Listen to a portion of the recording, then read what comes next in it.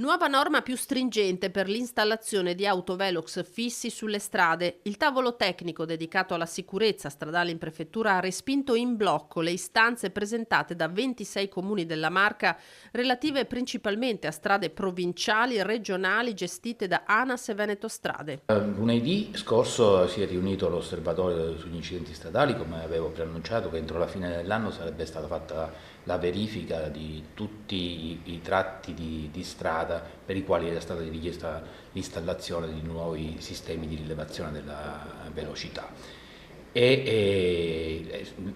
Sono stati portati quindi a conoscenza dell'osservatorio ed esaminati in quella sede tutte le istanze che erano pervenute da diversi comuni e l'esito delle verifiche svolte dal tavolo tecnico che era stato costituito.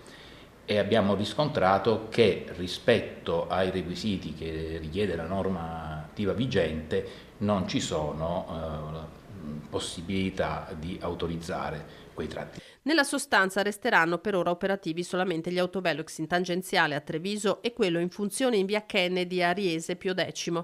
Il codice della strada, rivisto dall'attuale ministro dei trasporti e delle infrastrutture Matteo Salvini, rende ancora più restrittivi i requisiti già previsti nella direttiva a firma dell'ex ministro dell'Interno Marco Minniti. Occorre una correlazione stretta tra l'incidentalità in uno specifico tratto di strada e l'alta velocità come causa, altrimenti l'autovelox fisso non può essere installato. Ne avevano fatto richiesta comuni grandi e piccoli, da Preganziol per un tratto di Terraglio a Carbonera fino ad Asolo. I comuni sono stati invitati allora in alcuni casi a rivedere gli stessi tratti perché a volte erano troppo lunghi e meno puntuali di quelli che potevano essere.